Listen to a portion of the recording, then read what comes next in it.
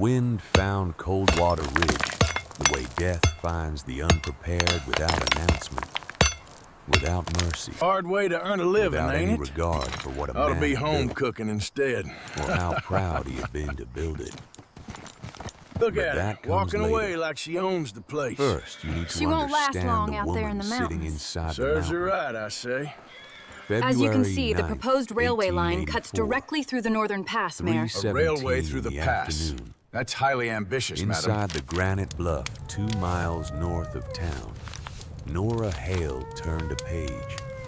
The lantern on her carved stone shelf burned without a flicker. The candle beside it stood perfectly straight. The temperature inside the main chamber, she had checked it that morning and every morning for 14 months, read 52 degrees Fahrenheit. It had not varied by more than 2 degrees in either direction since the day she moved in. She could hear the storm, not the way the people of Coldwater Ridge heard it, not as a physical assault, not as a wall of ice and violence tearing the wood from their walls and the breath from their lungs. She heard it the way you hear a river from inside a cathedral, a low, continuous resonance, a reminder that the world outside existed and was at this particular moment coming apart at its seams. She turned another page. Her hoarse cinder shifted weight in the adjoining chamber. A soft exhale. The sound of an animal that had no reason to be afraid.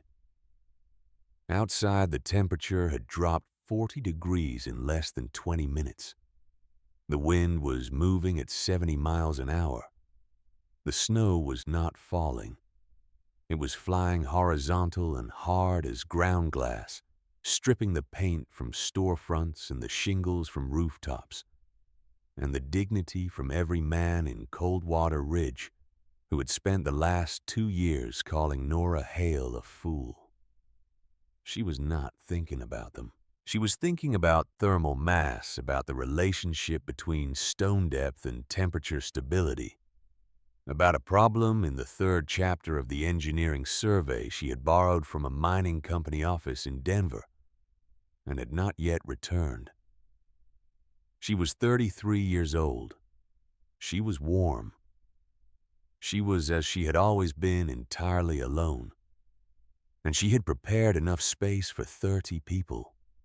To understand why Nora Hale built her home inside a mountain, you have to go back further than the blueprint she laid on Mayor Calvin Rourke's desk in the spring of 1882. You have to go back to a cold morning in October of 1866 in a silver mine 40 miles east of where Coldwater Ridge would eventually be platted and named and filled with the particular kind of pride that small western towns wore like new suits. Her father's name was Thomas Hale. He was not a large man, but he was a precise one. He had hands that seemed built for reading rock. Wide fingers, calloused palms, a sensitivity in the tips that could detect a change in density, the way a musician detects a change in pitch. He had come west from Pennsylvania in 1859 with $40 and a geological surveying manual he had memorized on the wagon ride. He had not struck it rich. He had done something more useful he had learned. He taught Nora to read the earth the way other fathers taught their daughters to read letters. He would press her palm flat against a canyon wall and ask her what she felt. Cold, she would say. Deeper, he would say. She would close her eyes. Steady, she would say eventually. It doesn't change. And he would nod like she had said something important because she had.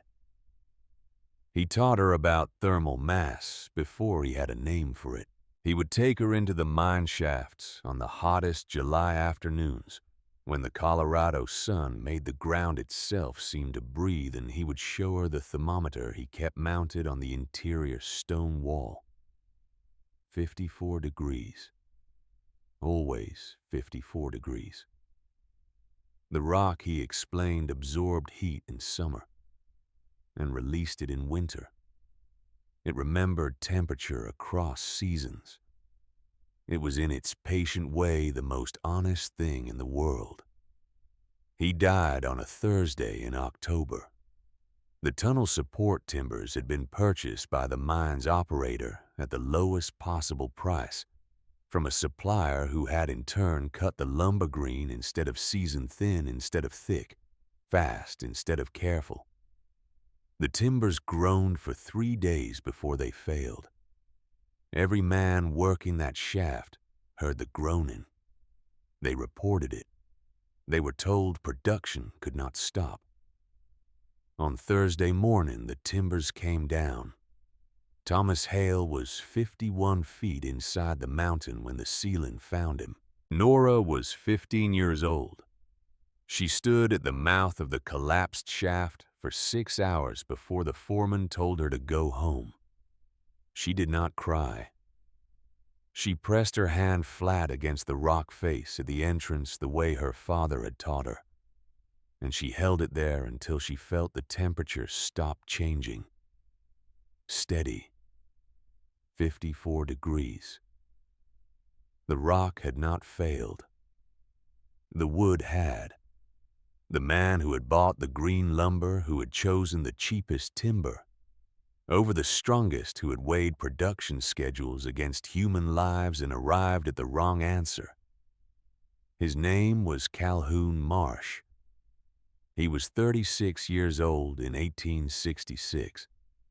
He ran 3 mines and was already the most prosperous man in the county. Nora Hale was 15. She filed the name away in the place where she kept important things. And she began in the quiet and undemonstrative way that would define the rest of her life to prepare. She spent the next 13 years learning. She worked as a cook's assistant at a mining camp and spent her evenings reading engineering manuals by firelight. She worked as a record keeper for a surveying company and spent her weekends in the field walking the land, pressing her palms against outcroppings, learning the difference between granite and sandstone, the way some women learn the difference between silk and cotton by feel by weight, by what each one promises and whether it keeps the promise. At 21, she married a man named Robert Hale. He was a school teacher, patient and kind with a gift for explaining complicated things in simple language. She loved him for 7 years. He developed a lung condition in the winter of 1878 and was dead by June of 1879. He did not suffer long. Nora held his hand through the final 2 days, and when it was over, she sat in the chair beside his bed for a long time, without moving, and then she stood up and went to the window and looked out at the mountains and thought, I have been waiting for something. It is time to stop waiting. She spent 3 years settling his affairs, working, saving, and planning. By the spring of 1882, she had $300, a horse named Cinder, a set of custom-made surveying and drilling tools she had assembled piece by piece over a decade, and a rolled blueprint she had been refining for 4 years.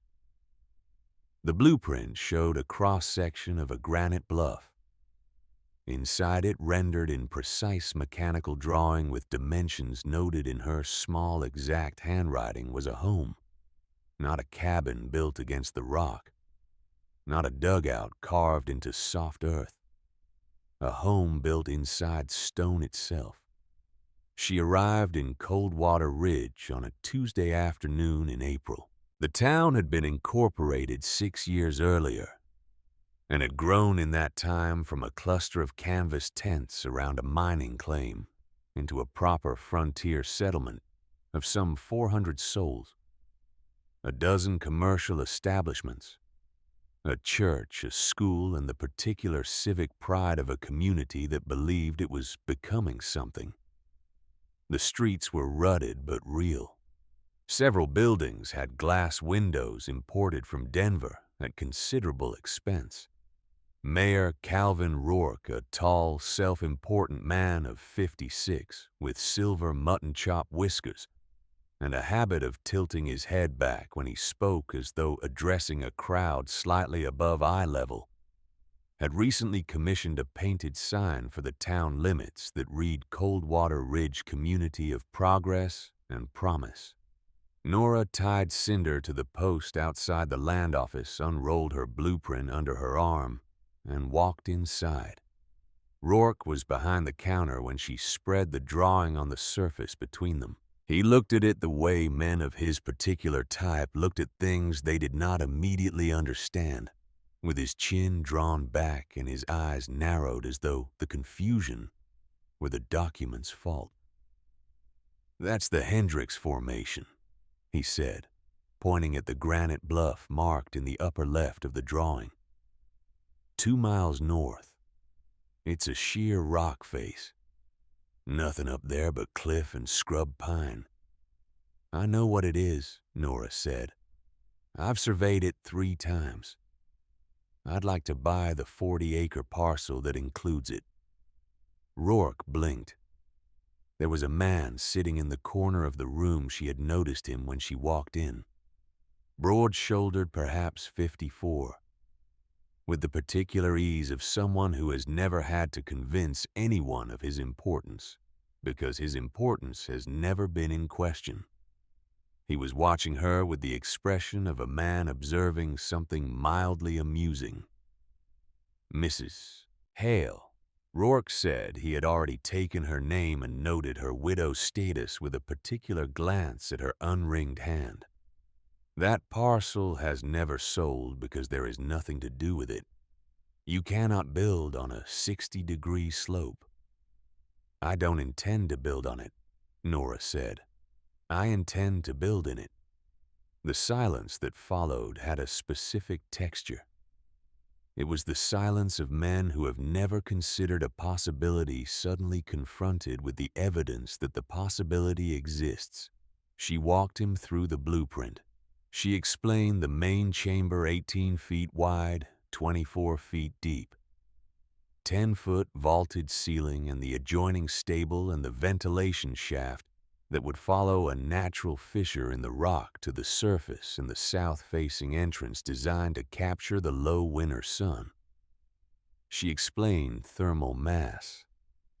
She explained geothermal regulation. She explained that the rock at that depth maintained a temperature of 52 to 54 degrees year-round, and that a properly sealed structure built within it would require a fraction of the firewood needed to heat a conventional timber frame home. She explained it clearly, calmly, and in considerable technical detail. When she finished, Rourke looked at the man in the corner. The man, his name was Calhoun Marsh, though she did not introduce that name to herself aloud, smiled slowly. "Mrs. Hale," Marsh said from the corner without rising. "It is 1882. We have sawmills. We have glass and timber and proper nails. We build houses, actual houses, with walls and floors and roofs." He paused as though genuinely puzzled. What on earth would make a woman want to live in a hole in the ground? Nora looked at him directly. "The same thing that makes a woman want to live anywhere," she said. "The knowledge that it will hold." She bought the parcel for $10. By supper time, every person in Coldwater Ridge knew about the widow who was going to live in a rock. The mockery arrived the way weather arrives in Colorado first, as a distant possibility, then suddenly as the entire world. Within a week, she had a name. The Stone Widow. It was Marsh who coined it. though the name was democratized quickly, spreading from the saloon to the general store to the school to the church, before she had driven her first survey stake into the ground at the base of the bluff. Millicent Foss was the school teacher, 37, educated, and possessed of the particular certainty of someone who had spent years as the most informed person in every room she entered. She used Nora as a lesson in her classroom. The march of civilization, she explained to her students, moved in one direction only from caves to huts to cabins to the fine timber frame buildings they all occupied. Mrs. Hall, she said carefully, she would not use the name the town had given, represented a regression, a willful step backward into darkness. They should pity her, not emulate her. Dr. Corbett Vane was the town physician, 48, trained in Philadelphia, genuinely learned and genuinely certain that his learning covered the relevant ground. He stopped Nora outside Owen Tate's general store 3 days after she arrived and laid out his concerns with the practiced care of a man accustomed to delivering bad news. "The human lung requires circulating air," he said. "A cave, and I understand you don't like that word, but let's be precise, is a damp, sealed environment. Dampness breeds consumption. Sealed spaces breed respiratory disease. You're proposing with respect to build yourself a very efficient sick room."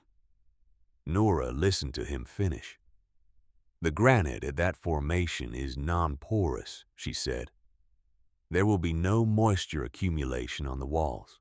The ventilation system I've designed intake near the floor exhaust via the stove flue will cycle the air completely every 4 to 6 hours. It will be drier and better ventilated than most of the timber buildings in this town, which have inadequate chinking and no cross-ventilation whatsoever." Vane opened his mouth, closed it, and walked away, shaking his head. Owen Tate, the general store owner, a pragmatic man who prided himself on having no strong opinions about anything, declined to sell her materials at the standard rate. He didn't refuse outright. He simply found on each occasion she came in that the lumber she needed was reserved. The drill bits she required were on back order. The particular grade of black powder she had specified was unavailable until next month. She began making the longer trip to Harmon Creek for her supplies and said nothing about it to anyone. Calhoun Marsh watched all of this with the calm satisfaction of a man who has set a fire in a controlled location and is waiting to see how far it travels.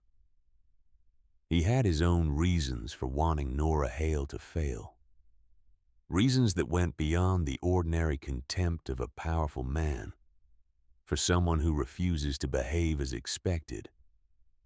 But those reasons were not visible from the outside. What was visible was his influence, which was considerable, and his amusement, which was genuine. He had built the most impressive property in the county.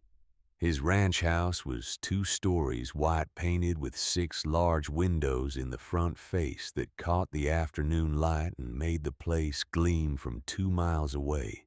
He had spent over $4,000 constructing it, and he referred to it often, and without apparent embarrassment, as evidence of what a man could achieve when he applied himself correctly. He rode out to the base of the bluff on the morning Nora began drilling her first blast holes and watched from horseback for the better part of an hour. "Mrs. Hale," he called out finally in the carrying voice of a man accustomed to being heard across distances. "You are aware, I take it, that the badgers in this territory do the same work for free." Nora did not look up from the star drill she was setting. "Badgers don't use controlled blasting charges," she said. which is why their chambers lack structural integrity. Marsh rode back to town. The joke repeated that evening at the saloon brought down the house. The work itself was brutal in the way that all honest work is brutal, not dramatically, not in sudden catastrophes, but in the slow accumulation of days, that each asked everything of a person and gave back only the satisfaction of not having quit. Nora woke before dawn. She ate a simple breakfast tended to cinder and walked up to the face of the bluff. She would spend the morning drilling using a star drill and a 4-pound hammer to bore holes in precise patterns she had calculated the night before by lantern light. The geometry of each blast had to be exact. Too much powder and she would fracture the rock in ways that destroyed what she was building. Too little and she would move nothing but dust. She had spent 2 years studying controlled demolition techniques from mining journals, and she applied that knowledge with the care of a surgeon. She kept a journal, not a diary. She had no interest in recording her feelings. It was a technical log: depths, angles, powder, charges, temperature readings, cubic feet of material removed. It read like the work of an engineer, which is what she was. June 14th, 1882. Advance main chamber. 2.3 feet. Total depth now 9 feet. 4 charges sequential. Rock quality excellent. Consistent granite, no significant fracture planes. Cinder hauled approximately 3.4 tons of rubble to the creek bed. Temperature at working face 53 degrees Fahrenheit. The rubble she hauled out on a sled, Cinder doing the heavy pulling while Nora managed the load distribution. At the creek bed, she sorted the stone carefully, setting aside the flat pieces for wall-facing work, and using the irregular chunks to build a retaining wall along the bank. Nothing was wasted. Nothing was done without a reason. The townspeople rode out on Sunday afternoons to watch. She had become in the way of frontier communities with limited entertainment, a local attraction. They would sit on horseback at the base of the slope and observe her working, stripped to her work shirt in summer, moving with the economical precision of someone who cannot afford to waste motion. And they would comment to each other in the carrying voices of people who have no expectation of being overheard by the subject of their commentary, or who don't particularly care. She never looked up. She never responded. She simply worked. There was one evening in December of 1882 when she came close to stopping. She had been working a particularly difficult section, a zone where the granite grain ran perpendicular to her intended direction, causing each blast to produce less advancement than calculated. She had reset her approach 3 times. On the 4th attempt, the charge was slightly too large, and a section of the chamber ceiling she had already finished came down 4 feet of carefully smoothed stone. Weeks of work buried under rubble on the floor. She stood in the entrance of the unfinished chamber as the dust settled and the last small stones finished rattling down the pile. Her lantern threw orange light across the mess. Cinder in the unfinished stable alcove made a soft sound, not distress, just noting the change in atmosphere the way horses do. Nora sat down on the floor of her unfinished home in the dark, in the dust, in the cold, and she was tired in a way that reached below the muscles and into something harder to name. She thought about Robert. She thought about sitting beside his bed in those last hours, holding his hand, feeling the warmth leave it so slowly. It was almost theoretical. She thought about her father. She thought about 15 years old and a stone wall and 54 degrees. She did not cry for long. She was not built for prolonged grief. She was built for persistence, which is a different thing, quieter, less dramatic, and considerably more durable. After a while, she pressed her palm flat against the intact section of wall, the way her father had taught her, eyes closed, 51 degrees, steady. The rock had not changed. The rock was not going to change. It had been here before she arrived, and it would be here long after she was gone. And all it asked of her was the patience to understand it and the skill to work with it instead of against it. She stood up. She picked up her hammer. It was in the spring of 1883, when the main chamber was perhaps 60% complete, that she found the other dwelling. She had been following a natural fissure in the rock. She intended to use it as the route for her ventilation shaft when her chisel broke through a thin section of stone into open space. She widened the opening carefully. Behind it was a chamber roughly 8 feet by 12 with a ceiling that had been deliberately smoothed and walls that bore the marks of tools. Not her tools. Not anyone's tools from this century. The chamber was old. The air inside was clean and dry. On one wall, barely visible in the lantern light, were markings she recognized as Ute. She had seen similar work in canyon walls further south. She set her thermometer on the floor of the chamber and waited 10 minutes. 53 degrees. The Ute people had built this chamber perhaps 200 years ago, perhaps longer. They had understood precisely, completely, and without any of the mathematical language, Nora had spent years acquiring exactly what she understood: that the mountain was a living system. That rock remembered temperature the way water remembered its level. That the most sophisticated shelter a person could build was not one that fought the environment, but one that enrolled it.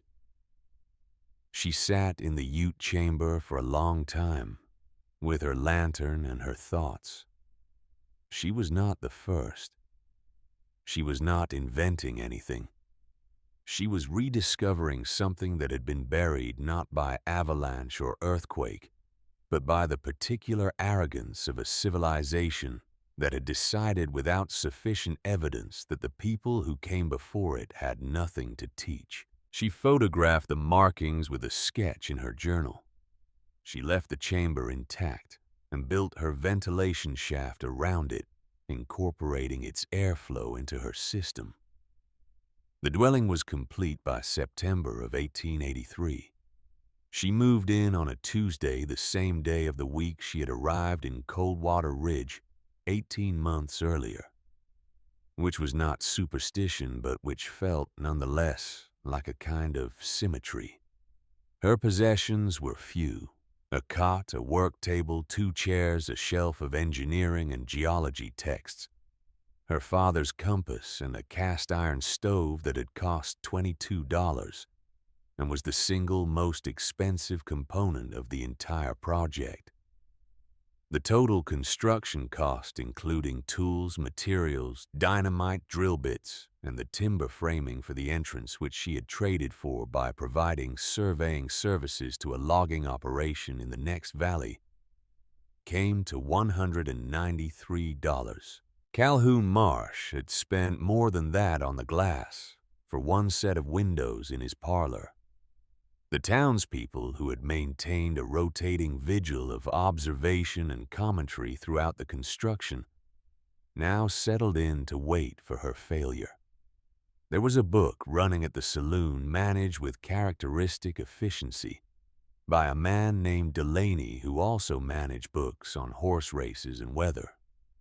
The consensus bet was that Nora Hale would be sleeping in the Coldwater Ridge boarding house before the first significant snowfall. The first significant snowfall came in November. Nora burned 2 logs for warmth. She could have managed without them, but 2 logs gave the space a quality of light that she found pleasant in the evenings. So she burned them.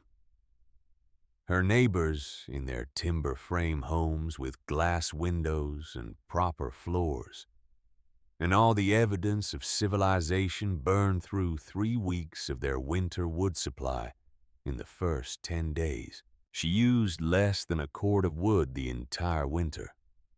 They burned 5 or 6. In the summer of 1883, when the temperature climbed into the high 90s and stayed there for 3 weeks in July, Nora's interior temperature never rose above 65 degrees. She worked in comfort while the rest of the town moved through their days like men pushing against a physical weight. Faces red shirts, soaked tempers shortened by the relentless heat. She did not mention this. She went about her business. She had taken on work as a surveying consultant for 2 mining operations in the area, which provided her income. And she came home each evening to her 52 degrees, and her lantern and her books. And if she was satisfied, she kept it to herself.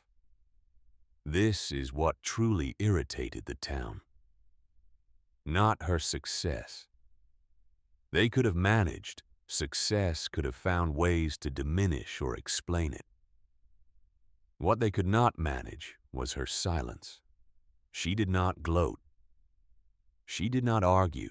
She did not even once walk into the general store or the saloon and say, "I told you." She simply lived quietly and competently in her mountain and let the evidence make its own case.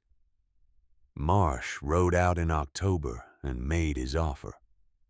He had, in the intervening months, discovered something about the granite formation that had nothing to do with thermal mass.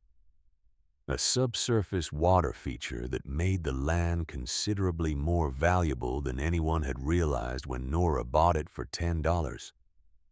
He offered her $200. He was smooth about it, complimentary, even calling her work remarkable and suggesting that she had proven her point admirably and surely deserved a proper home now. She declined without elaborating. He rode back to town with a smile on his face that did not reach his eyes. What Nora did not know, what no one outside the mayor's office knew, was that a letter had arrived from Denver 3 weeks earlier. It was addressed to Mayor Rourke and written by a senior engineer at the Colorado Consolidated Mining Company, a man named Fletcher Boone, who had heard about Nora's construction project through the mining surveying network and had obtained through channels Rourke did not entirely follow a copy of her original blueprint. The letter was 2 pages. It described her design as sophisticated, innovative, and demonstrating a thorough understanding of geothermal principles that the engineering community had been theorizing about for decades, but had rarely seen applied in residential construction. Boone said he would very much like to meet Mrs. Hale and discuss her methods with an eye toward their application in mine worker housing. Rourke read the letter once, then he read it again. Then he folded it carefully and placed it in the bottom drawer of his desk beneath a set of outdated land survey maps and closed the drawer. He sat for a long time at his desk, looking at nothing. He had called her a widow with a peculiar notion. He had laughed at the blueprint. He had allowed the town to make her into a joke, had, in his way, participated in the making of the joke. And now a professional engineer from the state's largest mining company was writing to say that she knew something none of them had known. He was not a man who had ever found it easy to be wrong. He put the letter in the drawer and tried with moderate success to think about other things. That night, alone in his office after the staff had gone home, he unlocked the drawer and read the letter one more time. He folded it back along its crease and put it away. He did not sleep well. The autumn of 1883 passed into a mild early winter that lulled Coldwater Ridge into the ordinary complacency of a place that has never been genuinely threatened. The mountains to the north wore their snow caps with the familiar beauty of a thing that is always present and therefore no longer remarkable. The days shortened, the temperature dropped to its seasonal range of 15 to 20 degrees, and the town settled into its winter routines. Nora's routines were simple. She woke at 5. She spent the first hour of each morning in review, checking her temperature logs, recording observations, planning her survey work. She ate breakfast, tended to Cinder, and walked into town when she had business there. When she returned in the evenings, she worked by lantern light on the engineering problems that interested her, read from her small library, and slept on her cot in the steady 52-degree dark.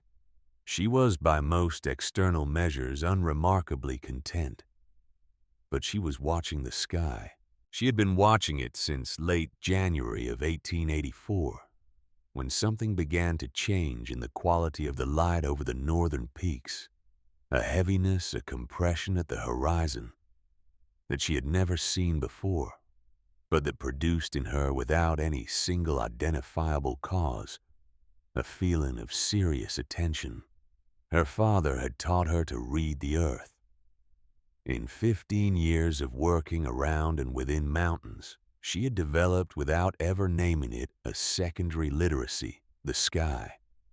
She kept a second log separate from her technical journal in which she recorded atmospheric observations, barometric readings, animal behavior, cloud formations, the particular quality of wind. By February 7th, 1884, the secondary log read like a countdown. The birds were gone, not migrated gone. The valley below the bluff, which even in winter hosted a population of hardy finches and jays, was silent.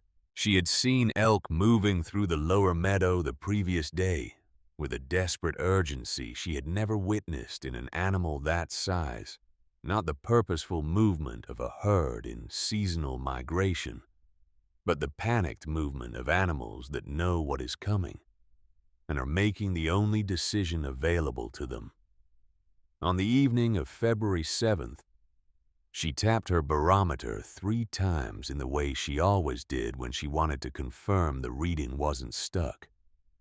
The needle didn't move. It had been dropping since that morning, steadily and without hesitation, and it was now at a level she had never seen it reach before. She put down her book. She sat with this information for a few minutes. Then she went to work. She brought in enough hay for Cinder to last 2 weeks. She stacked her entire winter wood supply, considerably smaller than anyone else in the county, just inside the entrance passage where it would be accessible without going out. She checked the seal on her door and packed the remaining gaps with strips of canvas she had soaked in rendered fat. She filled 4 large barrels from the creek, which was still running, knowing it would soon be inaccessible. She examined her food stores and calculated if she was careful. She had enough for 12 days. She thought about going into town. She stood at the entrance to her dwelling, looking down at the lights of Coldwater Ridge, below the warm yellow squares of windows, the threads of chimney smoke rising into the still, cold air, and she thought carefully about what would happen if she walked into the saloon and told them what was coming. She thought about the book running at Delaney's. She thought about the stone widow. She thought about Rourke's tilted chin and Marsh's corner-of-the-room smile, and Millicent Foss explaining to her students the direction of civilization. And she thought about something else, even if they listened. Even if she walked in there and laid out her barometric readings and her atmospheric observations with the same technical clarity she had brought to the land office 2 years ago, the likelihood that they would act was low. You cannot. She had learned reason people out of a position they did not reason themselves into. She went back inside. On the morning of February 8th, she made one final addition to the space. She rearranged the main chamber to accommodate additional people. She moved her work table against the far wall.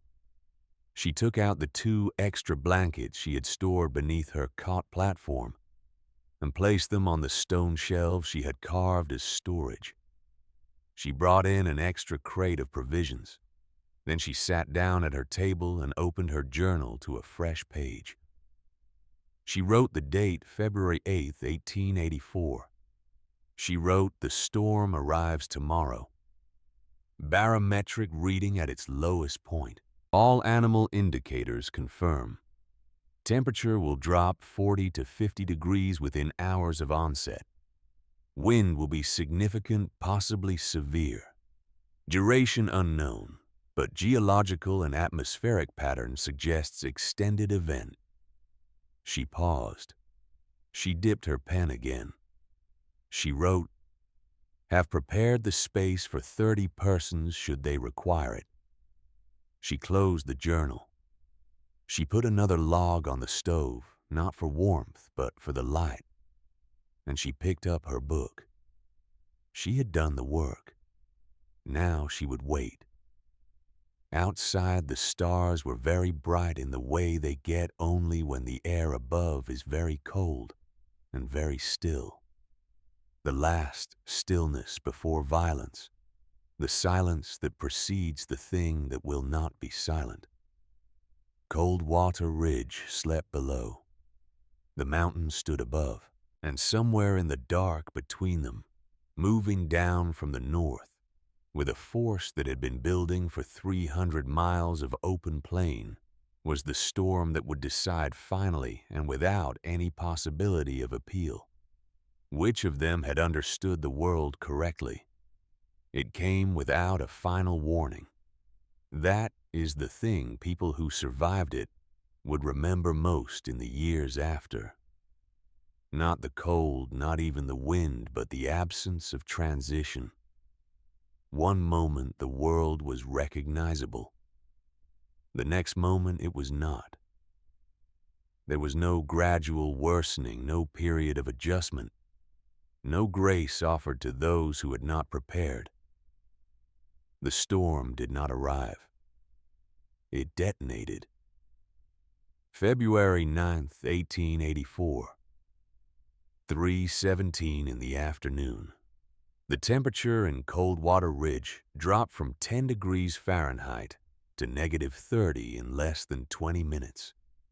The wind arrived from the north at 70 miles an hour and did not slow. The snow it carried was not the soft, accumulating kind that children ran out to catch on their tongues.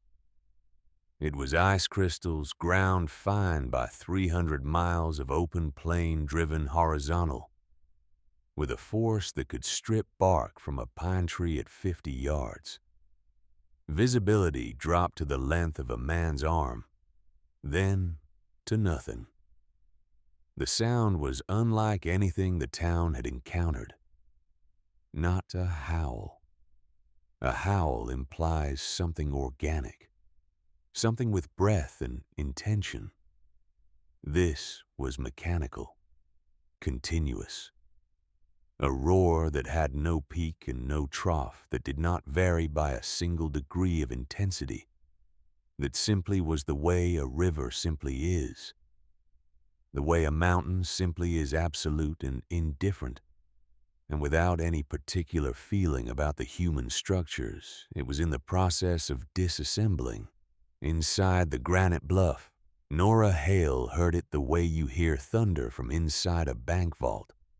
A low resonance, a vibration she felt more in her chest than her ears.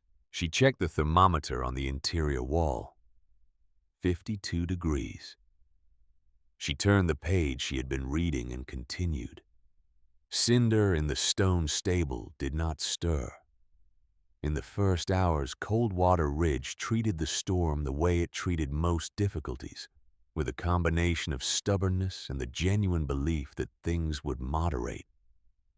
Calvin Rourke, in the mayor's office on the main street, stood at his window and watched the world disappear behind a curtain of white, and felt beneath his official composure a cold thread of something he could not quite name. He had lived in Colorado for 22 years. He had seen blizzards. He had seen bad ones. This was something different, in a way he could not yet articulate, and the inability to articulate it made it worse. He sent his deputy to check on the outlying properties. The deputy made it 40 yards before turning back. In his ranch house 2 miles east of town, Calhoun Marsh added logs to the fire in his parlor and stood with his back to the hearth, warming himself in the way of a man who has always had enough warmth and expects to continue having it. His house was the finest structure in the county. 2 stories, white-painted, solid timber construction. Those 6 large parlor windows that caught the afternoon light and made the whole place gleam. He had paid $4,000 for it and had never seen a reason to doubt the investment. The windows, it turned out, were the problem. Glass, however well fitted, conducts cold. 6 large windows meant 6 large surfaces pulling the heat from the room at a rate that the 2 fireplaces working simultaneously could not match. Marsh burned through his first week's wood supply by midnight. He sent his ranch hand to bring more from the woodshed. The ranch hand came back in 30 minutes, barely able to stand, having managed to carry 1 armload from a shed that was 20 feet from the back door. The wind had packed snow against the rear of the house in a drift that already reached the 2nd-story windowsills. Marsh stood in his parlor in the finest home in the county, and for the first time in a very long time, he felt something he did not have a practiced relationship with. He felt uncertain. The first day passed as a struggle. The second day became a crisis. By the third day, it was something else entirely. A word that the survivors would use later in the church in the land office over coffee in rebuilt kitchens. And the word was catastrophe. The mechanics of the disaster unfolded with a terrible logic that in retrospect was entirely predictable. Timber frame construction, for all its apparent solidity, is a collection of surfaces. Every joint, every seam, every imperfectly chinked gap between logs is an entry point for wind. And wind, when it is moving at 70 miles an hour and carrying particulate ice, is not a single force. It is 1,000 simultaneous small forces each, probing for weakness, each finding exactly what it is looking for in a frontier town, built for mild winters and optimistic springs. The heat simply left. Families built fires and the wind took the warmth before it could accumulate. They burned through their wood supplies at rates they had never planned for. A cord of wood that should have lasted 3 weeks lasted 2 days. Men went out to bring in more from woodsheds and came back with frostbitten hands and diminished loads, and the particular shame of a person who went to do something straightforward and could not do it. The chimneys began to fail on the 3rd day. Snow accumulation on the rooftops was so deep and so densely packed by the wind that it began to seal the top of chimney flues. Fires that had been burning steadily began to smoke. Rooms that had been cold became rooms full of smoke and cold, which is a different order of problem. Families relocated from their main rooms to their back rooms and burned furniture when the wood ran out and wrapped their children in every piece of fabric they owned. Owen Tate, the general store owner, heard his roof begin to groan on the morning of the fourth day. He had heard buildings under structural stress before the sound was unmistakable. A low, rhythmic complaint from the timbers that was not the ordinary sound of a house settling, but the sound of a house being overcome. He went outside to look. The snow on his roof was 12 feet deep. He could see it only because the drift rose above the peak, blocking the light from the upstairs window at an angle that made no architectural sense. He went back inside and stood in the middle of his store and had perhaps 45 seconds to decide before the center beam let go. He grabbed his wife by the arm. He pulled her through the kitchen toward the back. The crack when it came was a sound like a tree falling from the inside, a compressed explosion of splintering wood, and then the ceiling of his main store simply descended, and the snow that had been sitting on top of it came with it. 12 feet of consolidated winter in a mass that hit the floor and extinguished the fire in the stove and buried the counter and the shelves in 3 months of inventory under a white weight that did not move again. Tate and his wife stood in the kitchen doorway and looked at where their store had been. His wife was shaken. He put his arm around her and found that he was shaken too. The third night, the night of February 11th, now 54 hours into the storm, was when the dying began in earnest. Not in town, in the outlying properties.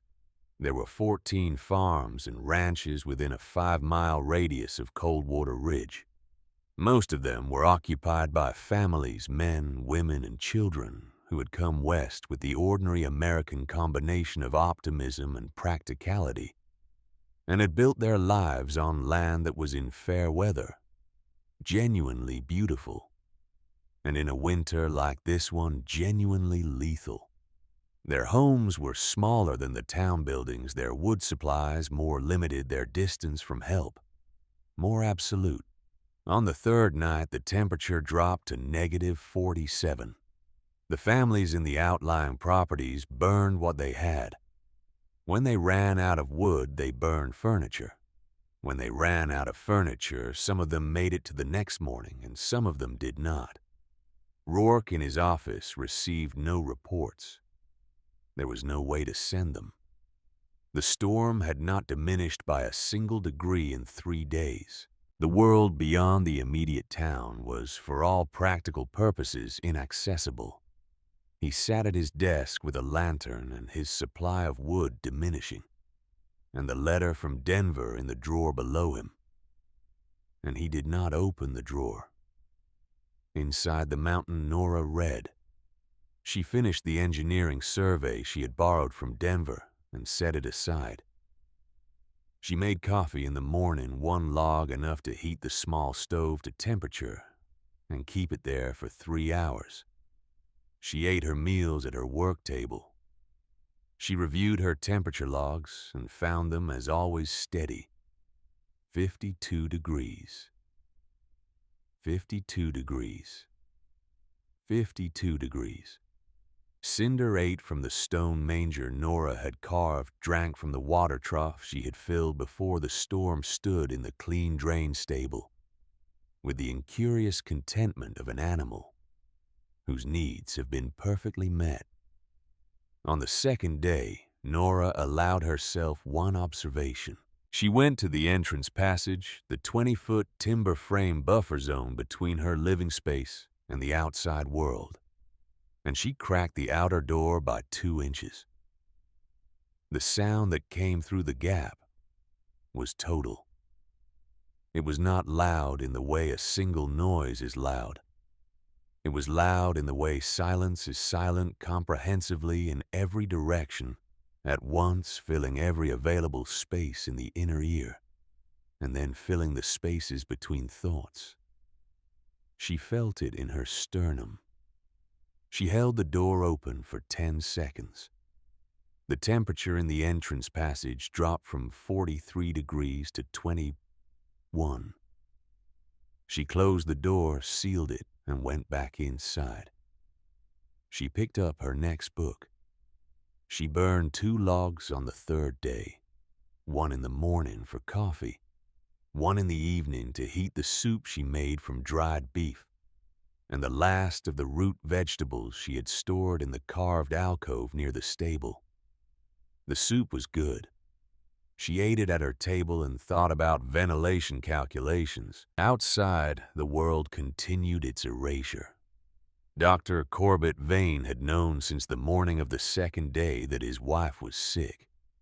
Margaret Vane was 61 years old, small-framed with a respiratory history that her husband, being her physician as well as her husband, which is an arrangement with specific and uncomfortable complications, knew better than any man should have to know about someone he loved. She had dealt with chest congestion every winter of their marriage. It was manageable ordinarily. She took steam, she rested, she recovered. There was no steam. There was no warmth to rest in. The Vane home, a well-built 2-story on the east side of town, the best insulated private residence in Coldwater Ridge, after Marsh's ranch house was losing heat at a rate that Corbett Vane, who was a doctor and not an engineer, had not been equipped to calculate in advance and could now do nothing about except watch. By the evening of the 4th day, Margaret was coughing in the way that he recognized as the sound of lungs under serious stress. He had given her everything in his medical bag that could help. He had kept the fire going by burning 2 dining chairs and a bookshelf. He had wrapped her in every blanket they owned. She was warm enough to survive the night, probably. Tomorrow was a different calculation. He sat beside her bed and held her hand and listened to the storm and thought for the first time in his adult life about what it would mean to be genuinely helpless. He thought about Nora Hale.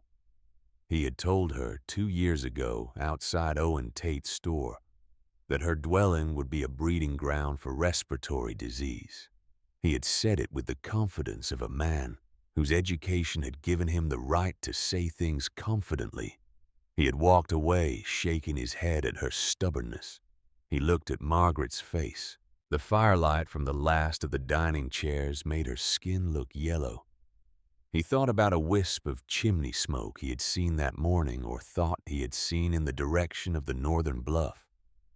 Just for a moment before the wind took it, a thin thread of gray rising from the rock face 2 miles away, vertical and steady in the way that only a properly designed flue could produce in these conditions. Every other chimney in Coldwater Ridge was either blocked with packed snow or sending its smoke sideways in the first 10 feet. He thought about that vertical thread of smoke for a long time. At 10 o'clock on the evening of February 13th, the 5th day of the storm, Corbett Vane put on every piece of clothing he owned. He put on his coat and his heaviest hat. He wound his wife's wool scarf around his face until only his eyes were exposed. He told Margaret he would be back. She was too ill to argue. He opened his front door and walked into the storm. 200 yards is not a distance.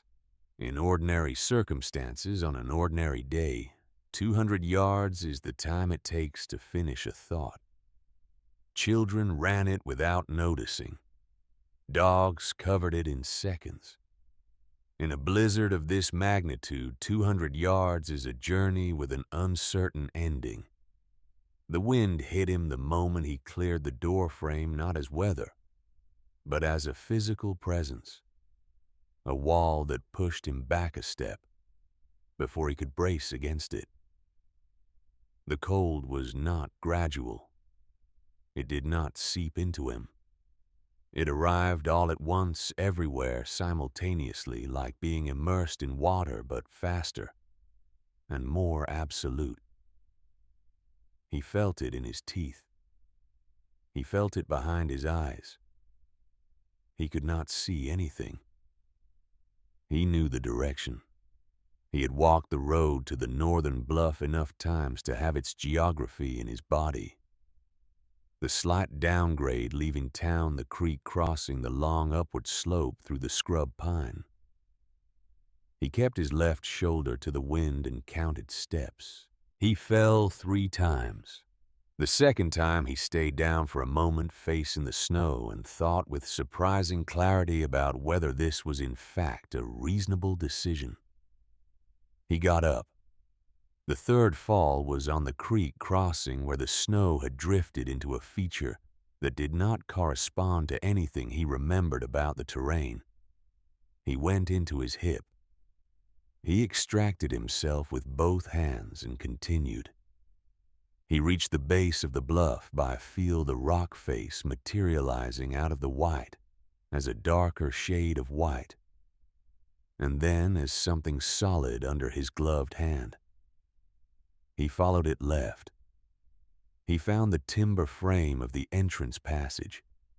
He found the door. He knocked. He did not, by that point, have the strength to knock loudly. He scratched at the door with his remaining energy and tried to call out and produced a sound that was mostly wind. The door opened. Light fell on him. Warmth followed immediately. Not the sharp warmth of a fire, but the deep enveloping warmth of a space that had not been cold, that did not know how to be cold, that was warm.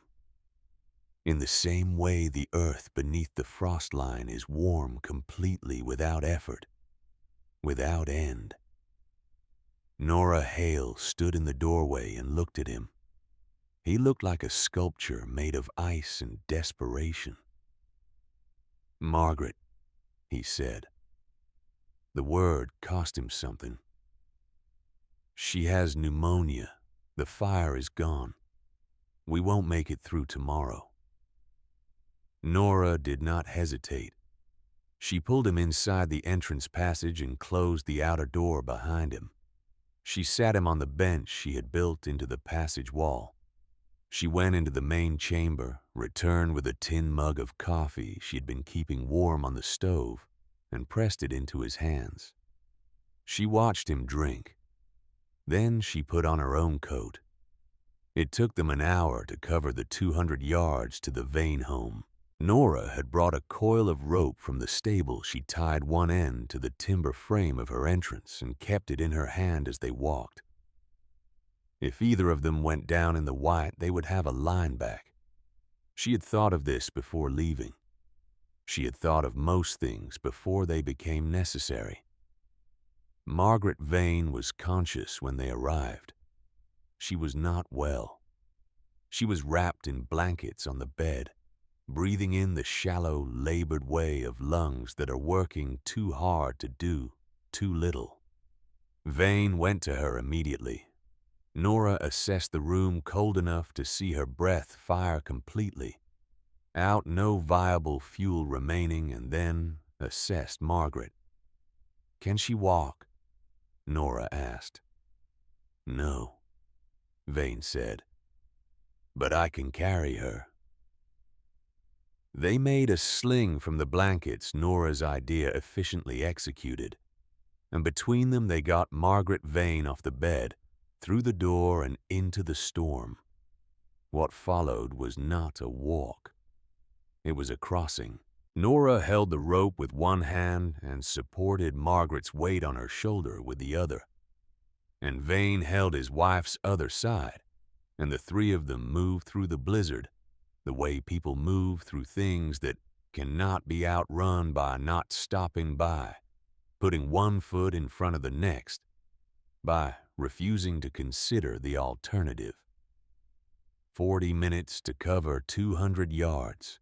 When the entrance passage door closed behind them and the sound of the storm dropped to its cathedral resonance, Margaret Vane began to cry, quietly, without energy, the way a person cries when they have been very frightened, and the fear has just found a place to go.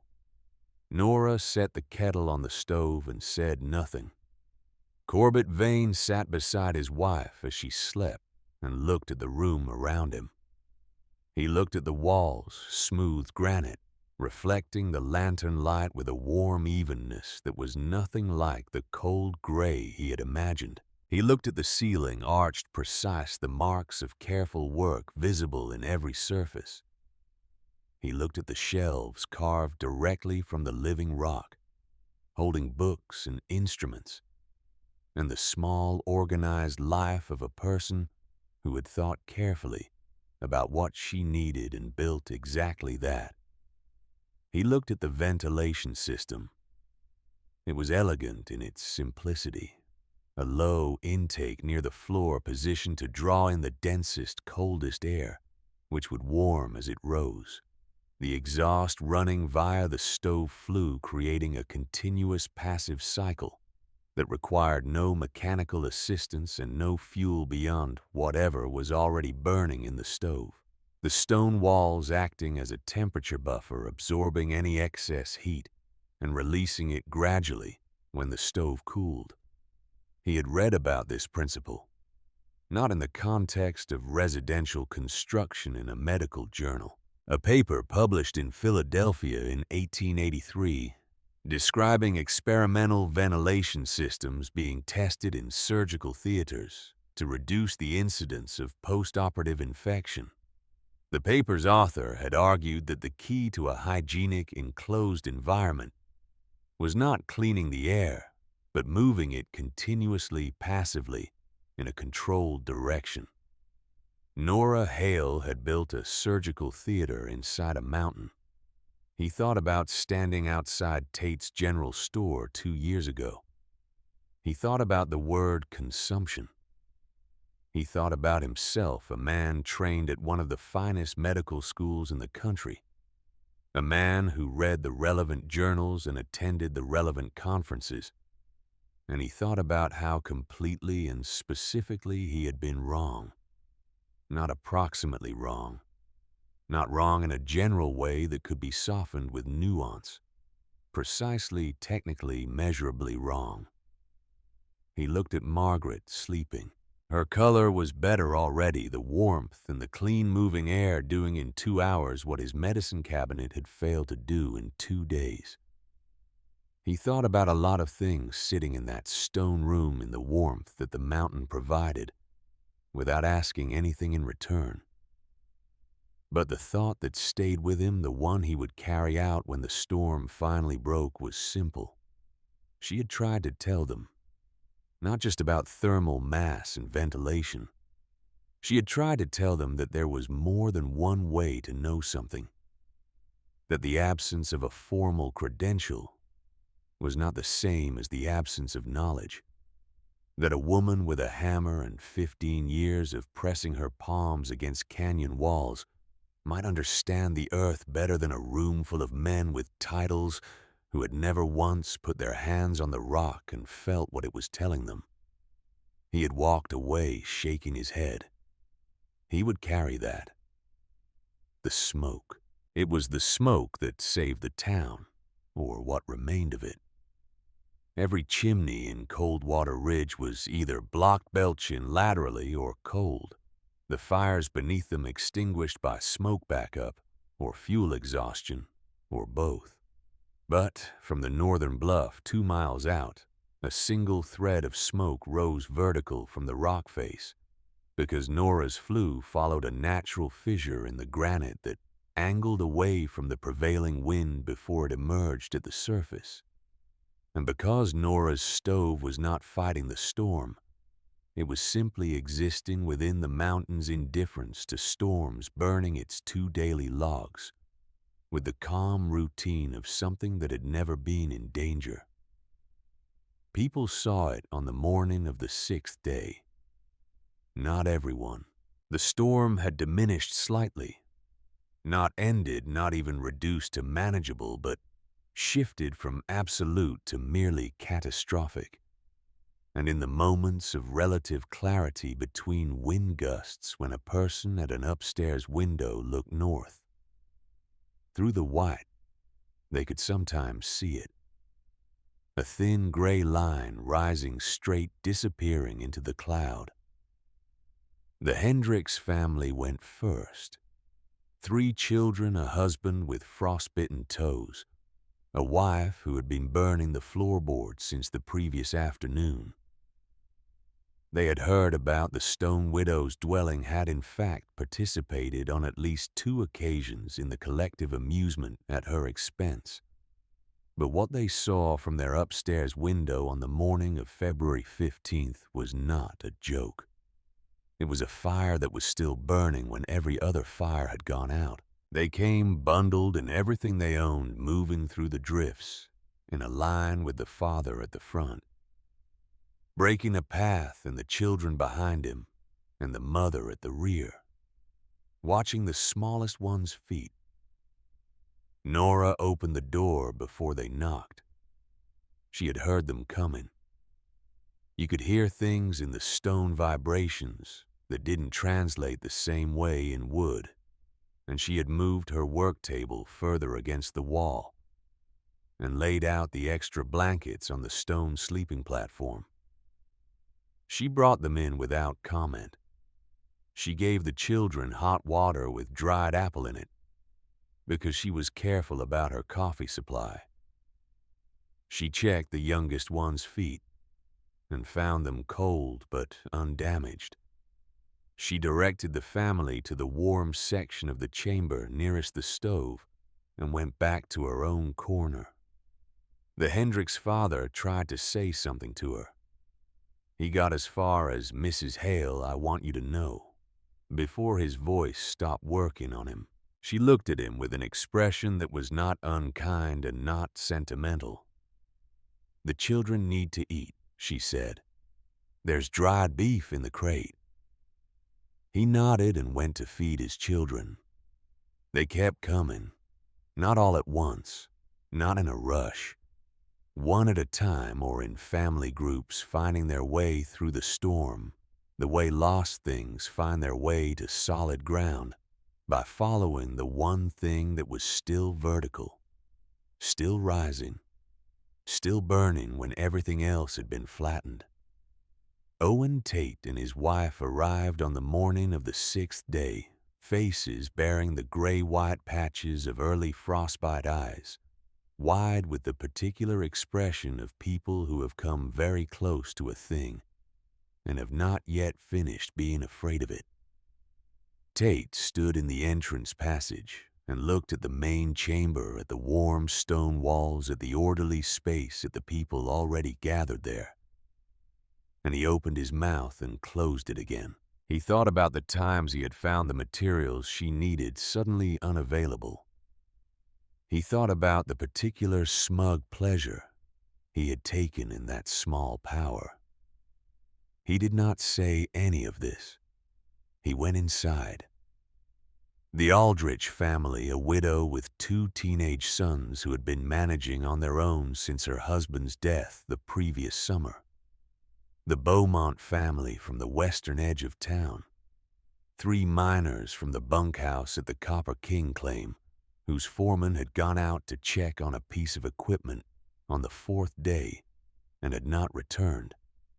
A schoolgirl named Abigail, who had been at Millicent Foss's house when the school building's chimney blocked, and who arrived holding Foss's hand while Foss herself tried to keep her expression from showing everything she was feeling. Millicent Foss stood in the entrance passage of the dwelling she had used as a lesson in civilizational regression and looked at the rock walls and the lantern light and the steady temperature that she could feel on her face, like a hand. She thought about her classroom. She thought about the way she had said Mrs. Hale, with that particular emphasis, not cruel. She had told herself, just cautious, just responsible, just giving the children the proper understanding of how progress worked. She went inside. By the end of the 7th day, 22 people occupied the main chamber and the entrance passage of Nora Hale's dwelling. By the end of the 8th, the number was 25. Nora had prepared for 30. Calhoun Marsh heard the sound of his roof before he saw what was happening. A sequence of concussive cracks from somewhere above the 2nd story, each one slightly louder than the last, in the way of a structure that has reached its limit and is communicating this fact with increasing urgency. He was in the 1st floor hallway when the center beam in the parlor gave way. The noise was enormous and final. He felt it in his teeth and his chest and the soles of his feet simultaneously. Plaster came down first, then lathe, then the heavy square timbers he had paid a premium for from a Denver supplier, or believed he had paid a premium for. The inquiry that would eventually establish what had actually happened would not occur for another 2 years.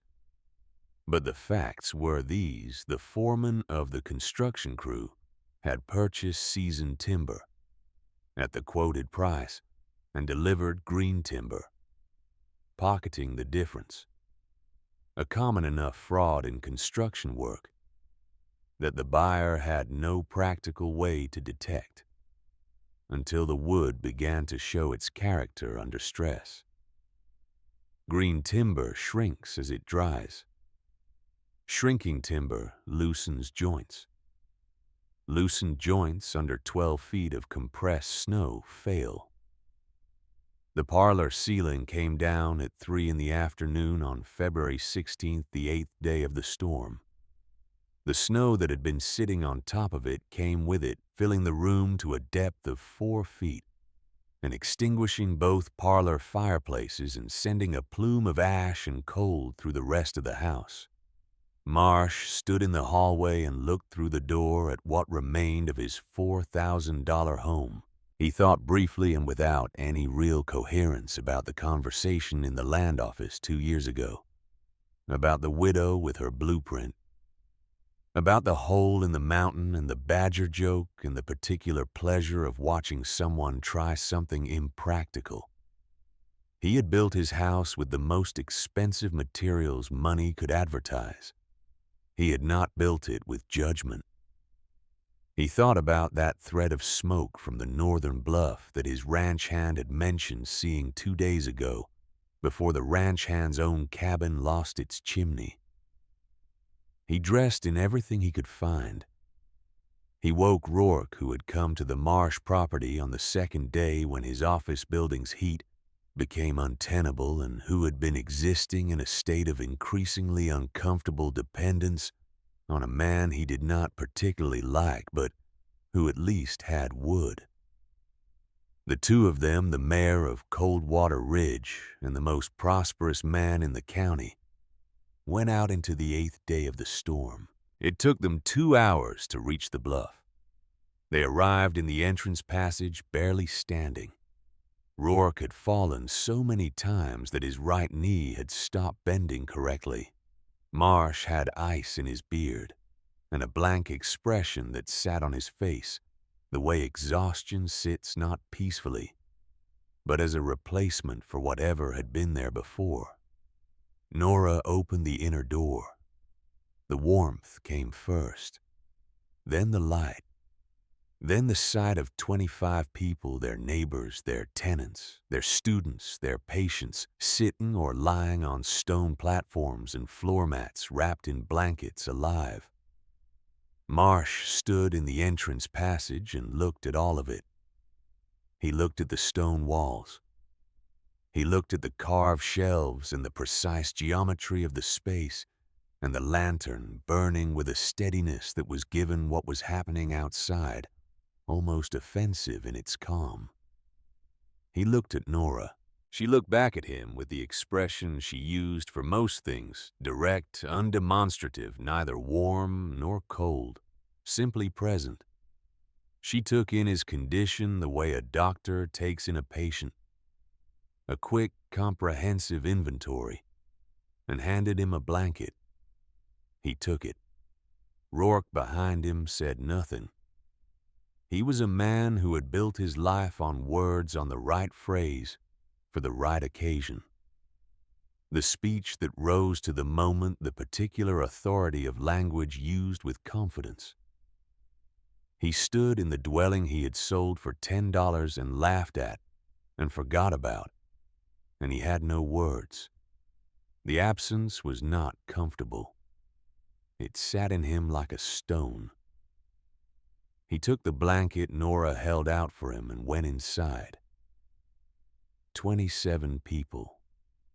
1 horse. The mountain held all of them. The storm raged for 1 more full day. February 17th was indistinguishable from any of the previous 8. The same roar, the same white, the same absolute negation of the world outside the stone walls. Inside, the temperature held at 51 degrees. Nora burned 2 logs. She made soup in the afternoon and distributed it in the tin cups she owned, and the cups she had asked each arriving family to carry with them, because she had told the first families who came that they would need cups. She had told them a great many things in the quiet, specific way she communicated. Bring extra wool if you have it.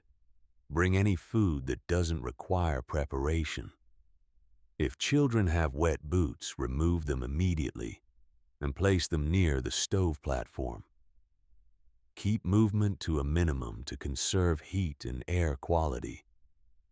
Sleep when you can. Nobody questioned her. Nobody joked. She moved through the space with the efficiency of someone who had designed it for exactly this purpose and had therefore never had to improvise within it. She knew where everything was. She knew the temperature at every point in the chamber cooler near the floor, warmest at the level of a seated adult stable at all points, within a range of 4 degrees.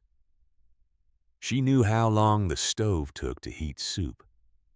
She knew that Cinder would accept visitors in the stable as long as they moved slowly. On the evening of the 8th day, Corbett Vane found her in the entrance passage, sitting on the bench writing in her journal. "Margaret is better," he said. Nora nodded. "I've been thinking about your ventilation system," he said. He paused. He was a man who chose words carefully, and the next words were harder than most. "I read a paper last year in the Philadelphia Medical Journal about surgical theater ventilation." She waited. "You built the same system," he said.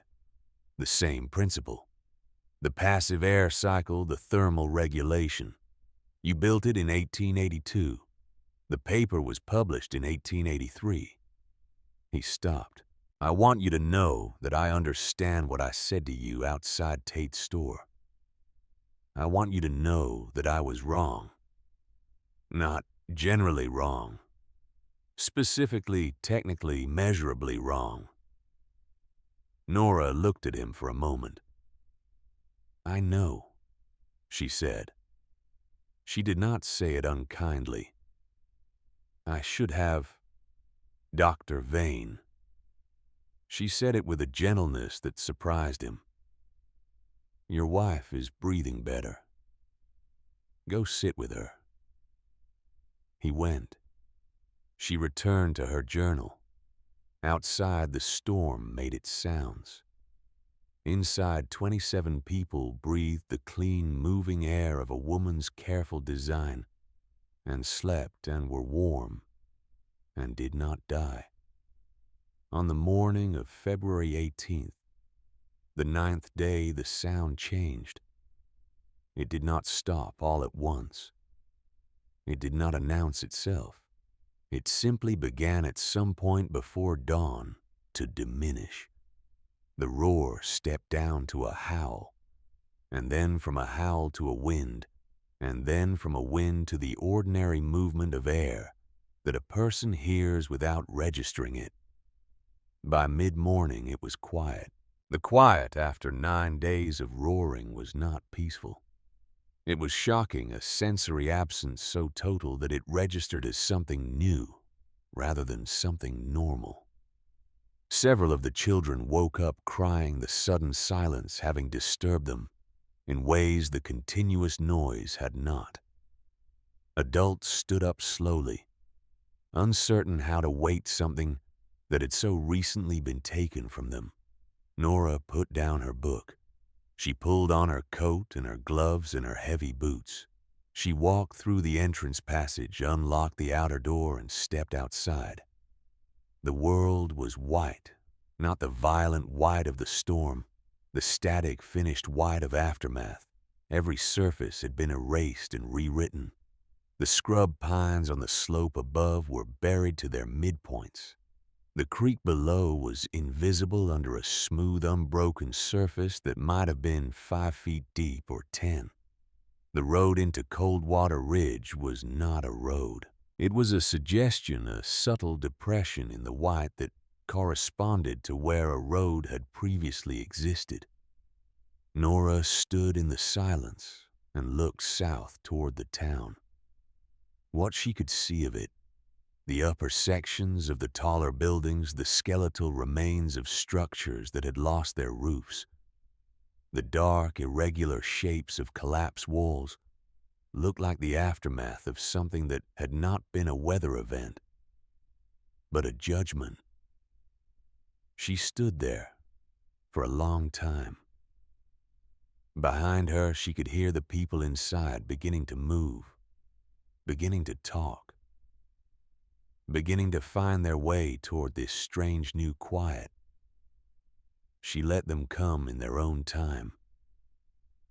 She looked at the mountain above her, the granite face unchanged, indifferent in the way that only permanent things can be indifferent, not coldly, not cruelly, but simply from a position so far outside the scale of human events that the concept of indifference itself becomes insufficient.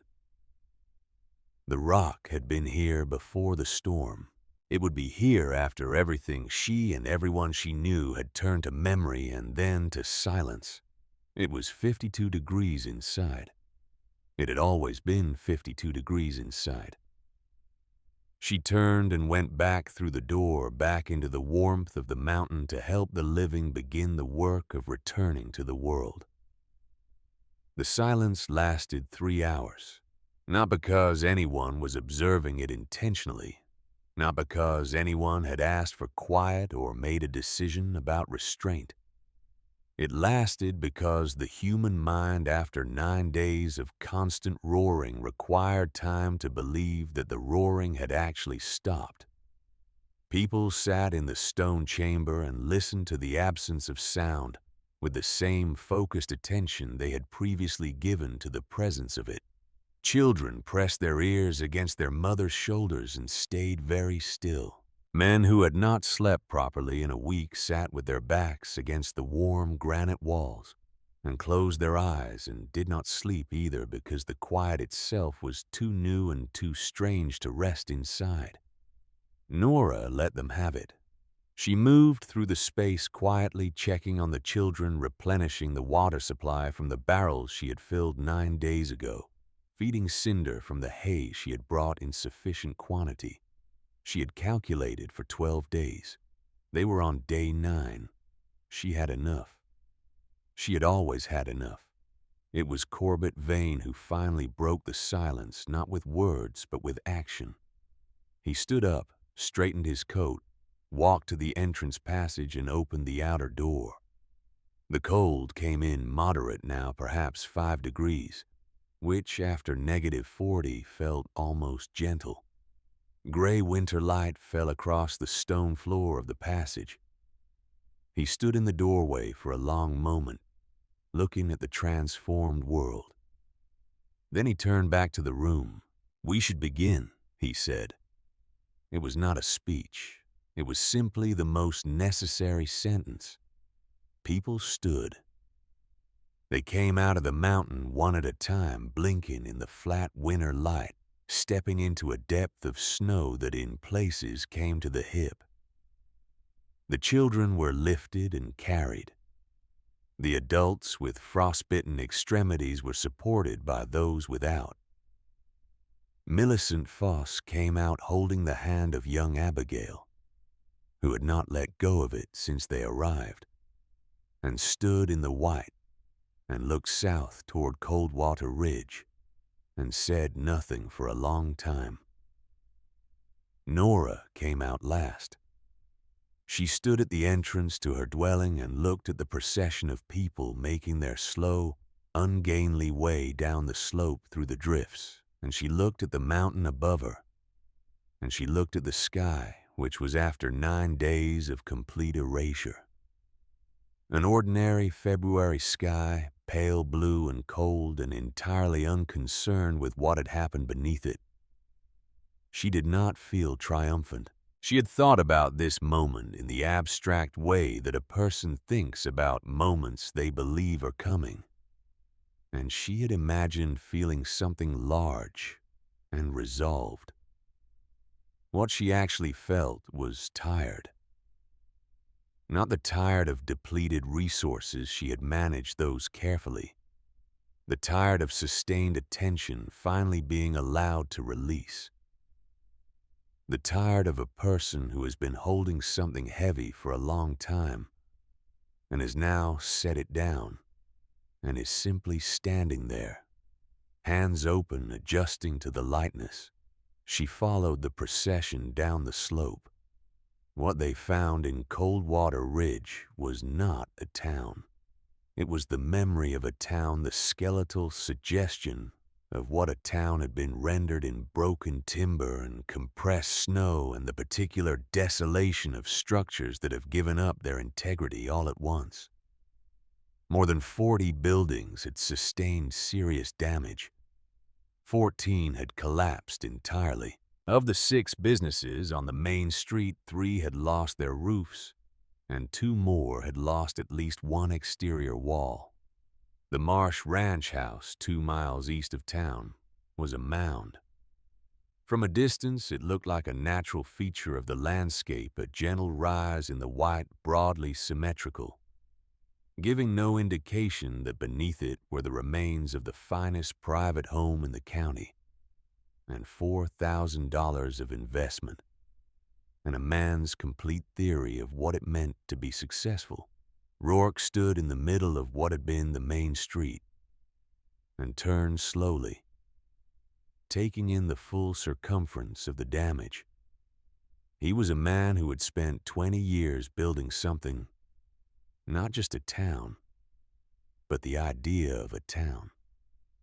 The belief that this particular place in this particular valley was evidence of human capability and forward momentum, and the steady improvement of conditions through will and industry.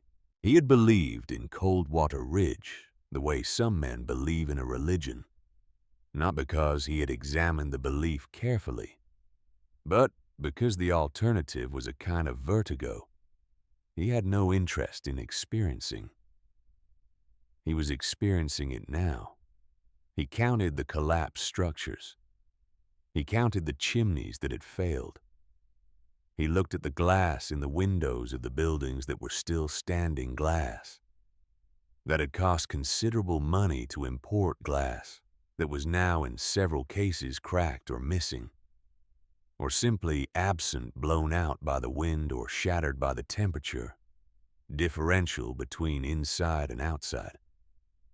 He thought about $10 and a piece of paper, and a blueprint spread on a counter. He thought about the letter in his drawer. He turned and found Nora standing a few yards away looking at the same scene with the same expression she used for most things present. Observant, neither satisfied nor distressed. 14 dead, said Deputy Crane, appearing from the direction of the church. He had been making rounds since dawn. All of them in the outlying properties. Nobody in town. He paused. That we found. Rourke nodded. He did not trust himself to speak. The Whitmore place is completely gone, Crane continued. Both Whitmores with it. The Garfield family made it to the Jensen property on the second night, but the Jensen chimney blocked the third day. We don't know yet about— Thank you, Crane, Rourke said quietly. Keep going. Report back at midday. Crane went. Rourke stood in the ruined street of his ruined town and looked at Nora Hale. How many days of provisions do you have left? He asked. It was not the question he wanted to ask. It was the question he was capable of asking. 3 days, she said. Possibly 4 with rationing. I can take in more people if there are families without adequate shelter. The chamber can hold 30 safely. Rourke looked at her. Then he looked at the street. Then he looked back at her. We need to establish a central shelter for the town, he said, until we can assess which structures are safe to reoccupy. Yes, Nora said. Your dwelling is the only one with confirmed structural integrity. Yes, she said again. Mrs. Hale. He stopped. He was doing the thing he always did, searching for the right official language, the appropriate civic framing. He could not find it. What he found instead was something simpler and considerably more uncomfortable. I owe you an apology, he said. I am aware that an apology is insufficient, but I owe it. Nora looked at him for a moment. The look was not warm exactly, but it was not cold either. It was the look of a person who has been waiting for something without quite admitting they were waiting for it. The town needs organizing, she said. We can talk later. She walked past him toward the collapsed church building where a group of people were beginning to clear the entrance. He watched her go. The days immediately following the storm were governed by the pure, clarifying logic of survival work. There was no time for recrimination. There was no time for the complex social renegotiations that would eventually have to occur. There was wood to find and fires to restart, and structures to assess, and the dead to locate, and the injured to treat, and the children to feed.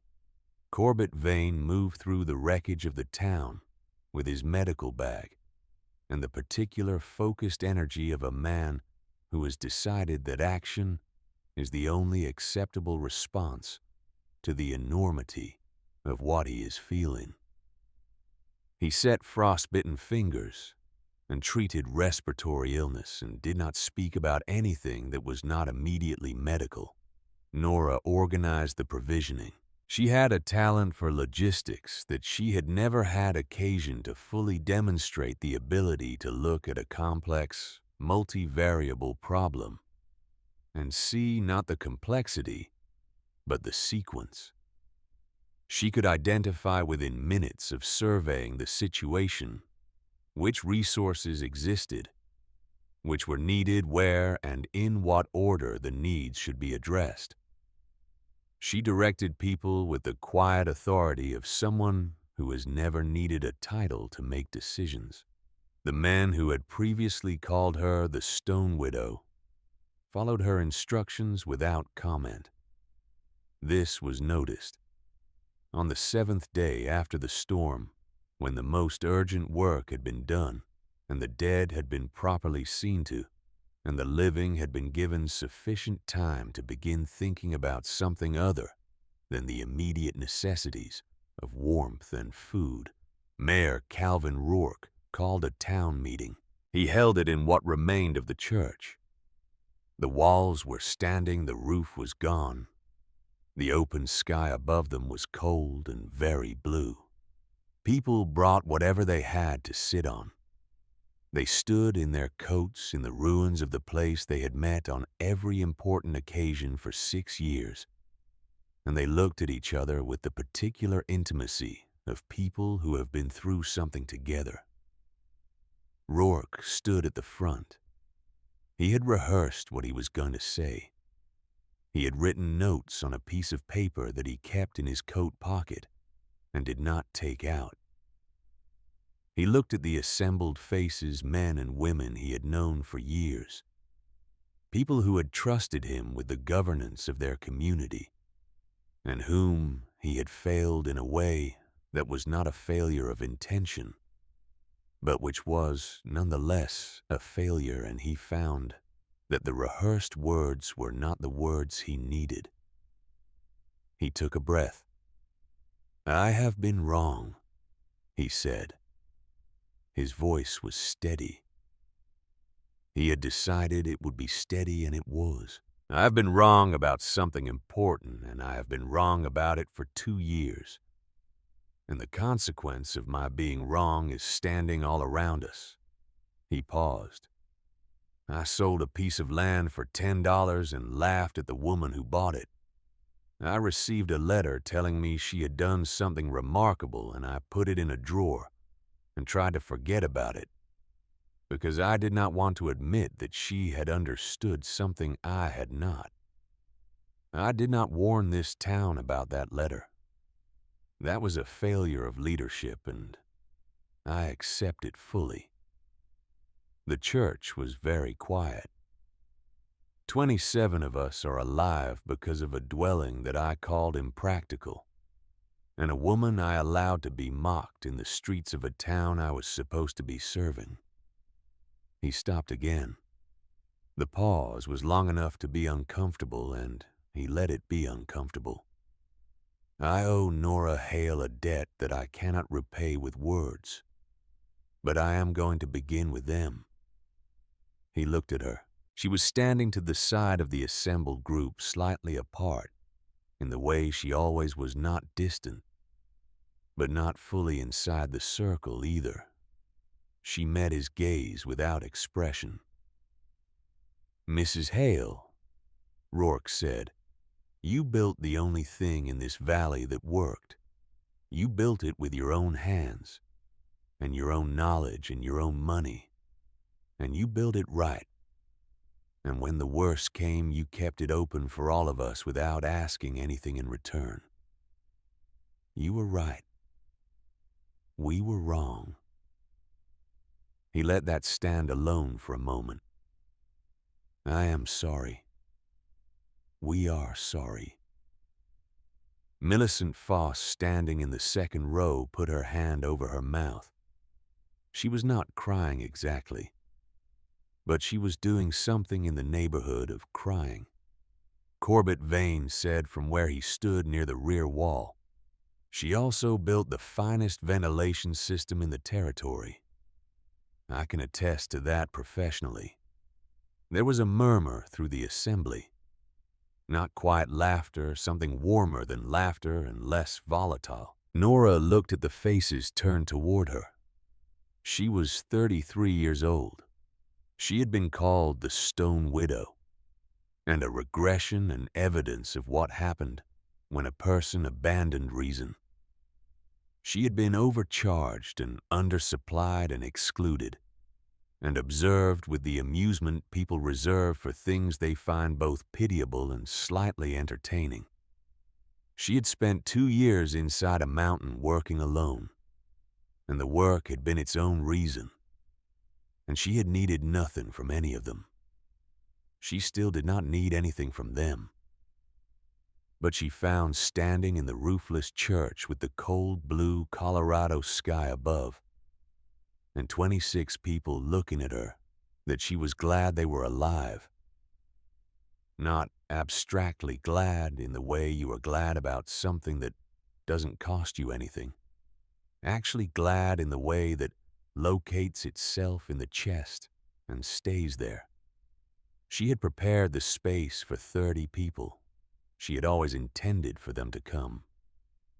"The apology is accepted," she said. "All of them." She paused. "We have work to do." Calhoun Marsh stood up. He was not a man who made gestures of contrition naturally. The equipment for it, the internal machinery that produces genuine humility, had not been maintained in him for a long time, if it had ever been installed at all. He stood with his weight balanced forward, the way he always stood, as though preparing to make a case. "I have money in a bank in Denver," he said. "Enough to begin rebuilding. I'd like to fund the construction of new shelters, stone construction built to Mrs. Hale's specifications." He looked at Nora. "If she'll agree to oversee the work." The assembly shifted slightly, the way groups shift when something unexpected happens. "There's a condition," Marsh said. "I'd like the project to bear my name, the Marsh Shelter Project." He said it without apparent embarrassment. Even now, even here, the habit of attaching his name to things was too deep to dislodge in a single meeting. Nora looked at him for a long moment. "Your name on the project," she said. "My methods in the walls." "Yes." "All right," she said simply. "Your name will be on the sign. The rock will hold either way." Something moved through Marsh's face. It was brief and not entirely readable, a flicker of something that might have been shame and might have been relief and might have been both at once. He sat down.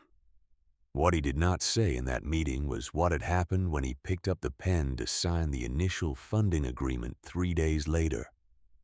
Nora's full name was on the document, Nora May Hale. He had looked at it for a long time before signing. Nora May Hale, Thomas Hale's daughter, the 15-year-old girl who had stood at the mouth of the collapsed shaft for 6 hours and been told to go home. He had signed. His hand was not steady. He did not confess. He was not a man built for confession. But in the years that followed, he was a reliable source of funding for everything Nora proposed without conditions and without complaint. And if the people of Coldwater Ridge found this generosity somewhat out of character, they accepted it without investigating its origins too closely. The reconstruction began in the spring of 1884, when the snow had retreated enough to work the rock face. Nora supervised every aspect. She was not a supervisor by temperament. She was a builder, and the act of watching others do the work she understood was an exercise in patience that did not come easily.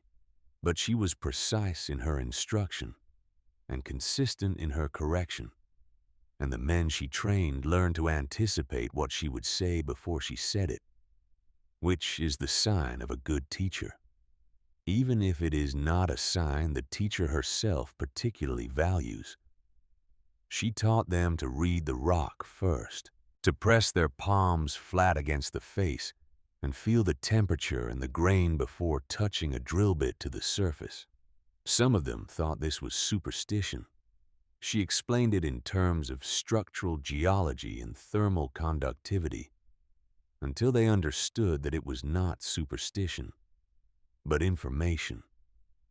The most direct information available, delivered without intermediary by the material itself. By the autumn of 1884, 3 new stone dwellings had been completed on the bluffs north and east of Coldwater Ridge. By the following spring, 5 more were under construction. The design was Nora's, modified slightly for each site, adapted to the specific characteristics of each rock formation, but always following the same principles: thermal mass, passive ventilation, a buffer entrance, a south-facing aspect to capture the low winter sun. Corbett Vane wrote up the methods in a detailed document that he sent with Nora's permission to the Colorado School of Mines in Golden. The document described the construction techniques, the thermal performance data Nora had collected over 2 years of meticulous measurement, and the ventilation system in terms that the engineering faculty could engage with on their own terms. There was a response within 6 weeks, a letter from the department chair expressing considerable interest and requesting a site visit. The site visit happened in the summer of 1885. 3 engineers from the School of Mines spent a week in Coldwater Ridge examining the original dwelling and the new constructions, interviewing Nora at length and reviewing her technical journals. They were polite and thorough, and careful not to display too much astonishment, which was itself a kind of display. One of them, a young man named Aldous Greer, who was 26, and had the particular intensity of someone who has recently discovered that the world is larger than his education, asked Nora where she had studied. "I studied here," she said, pressing her palm flat against the granite wall of the main chamber, "and in the mines east of here, and in a ventilation shaft that someone built 200 years ago, and that worked perfectly well without my help." Greer wrote this down in his notebook.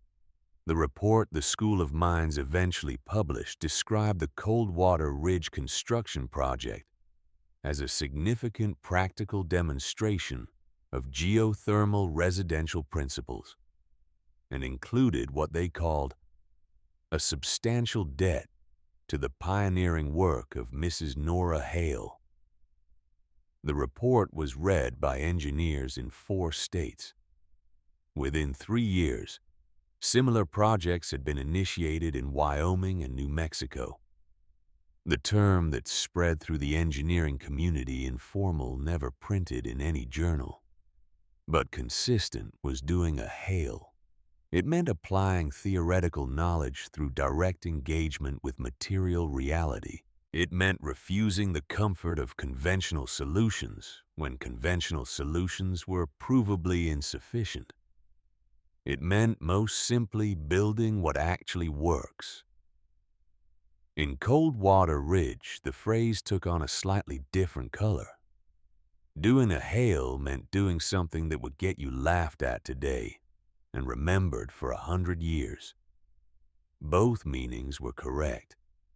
Millicent Foss came to see Nora in the spring of 1885, in the original dwelling on a Tuesday afternoon when the sunlight came through the south-facing entrance and lay across the stone floor in a way that was genuinely beautiful. She sat in one of the 2 chairs at Nora's work table and looked at the shelves and the books and the stove and the precisely carved niches and the evidence everywhere of a life that had been thought through completely and built to last. "I want to know how to teach it," she said. "What you know about the rock, about building this way." She paused. "I want to teach it to the children properly, not as a curiosity, as knowledge." Nora poured coffee. "Which part?" "All of it," Foss said. "The geology, the thermal principles, the history, the Ute chamber you told Vane about." She stopped. "I told my students you were a regression, that you represented a step backward." She held her coffee cup in both hands. "I want to correct that." Nora was quiet for a moment. "The Ute chamber is the place to start," she said. "The people who built it understood more about living inside a landscape than anything I've done. What I built is a footnote to their knowledge." "Will you show it to them?" Foss asked. "The children. Will you bring them here?" Nora considered this. It was not the kind of thing she had done. She was not by nature a person who sought audiences. "Yes," she said, "I'll show them." The first visit from Coldwater Ridge's school children happened the following week. 22 children ages 6 to 14, walking up the slope in a ragged line with Millicent Foss at the front, and Nora waiting at the entrance. Nora showed them the ventilation system. She showed them the ute chamber, which she had carefully cleared and documented over the previous winter. She let each child press their palm flat against the granite wall and tell her what they felt. "Cold," said the youngest. "Deeper," Nora said. "Steady," said the child after a moment. Nora nodded the way her father had nodded, because the child had said something important. The years that followed were not dramatic years, which is itself a kind of achievement. Coldwater Ridge rebuilt. Not identically, the rebuilt town had among its new structures 11 stone dwellings of various sizes, constructed according to Nora's methods, and supervised in each case by people she had trained. The timber buildings that went up were better than the ones they replaced. Heavier timbers, better fitted joints, more attentive to the question of snow load on roof lines. The experience of 1884 had changed the way the town thought about building, and this change was permanent. Rourke served out his term as mayor and declined to run again. He cited health, which was partially true. He became in his retirement one of Nora's more reliable advocates, a man who had been definitively wrong about something important, and who had chosen in response to become usefully humble. He was not the worst outcome for a man of his type. Marsh funded 3 more construction projects in the valley before his own health began to decline in the early 1890s. He never fully explained the consistency of his generosity, and Nora never asked for an explanation. What existed between them was not friendship, and not forgiveness in any simple sense. It was something more functional than either, an understanding. His name was on the sign at the entrance to the project office. The rock held the rest. Nora Hale did not remarry. This was a matter of some speculation in the town, which had not entirely shed its interest in the domestic arrangements of its most unusual resident. She was not unaware of the speculation and was not particularly bothered by it. She had the work. She had the mountain. She had Cinder, who was getting old now, moving more slowly up the slope in the mornings, gray around the muzzle, but still steady. She had, to her own considerable surprise, something that resembled a community. Not the community that had existed before the storm, not the one that had laughed at her and charged her extra for materials and used her name as a synonym for foolishness. Something that had formed in the aftermath of February 1884 and had been tested enough times since to have proven durable. Corbett Vane came on the first Tuesday of every month, and they discussed engineering and medicine with a mutual interest that had replaced cleanly and permanently the mutual suspicion of their first years. He had written 3 papers that cited her work, always with her explicit permission, always with attribution. She considered accurate once with language so careful in its acknowledgement of her contribution that she had read it twice to make sure she was understanding it correctly. She was understanding it correctly. Foss brought children to the dwelling twice a year. The visits became known without anyone officially naming them as the stone lessons, a term that began as Foss's private description and spread into general use over the following decade. Children who had done the stone lessons as 8-year-olds were by their late teens among the most capable young builders in the territory. 3 of them went on to study at the Colorado School of Mines, They went in with a particular advantage. They already knew how to press their palms against rock and feel what it was saying. She died on a Tuesday in November of 1918. She was 67 years old. She had been slowing for 2 years. Not dramatically. Not with any specific illness, but with the general and unhurried withdrawal of a body that has done what it came to do and is now in the process of releasing its claim on things. She had continued working until the autumn of that year, when she had finally, at Vane's insistence, reduced her schedule to consulting only.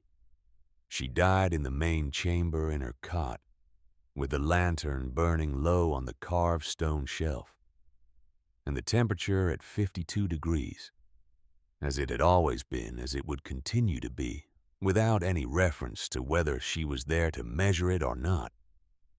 It was by any measure that mattered a good death. The mining engineer who had been her most recent apprentice, a young man named Harlan Pruitt, 24, who had come to her from the School of Mines with a letter of introduction from Aldous Greer, found her in the morning. He sat with her for a while before going into town.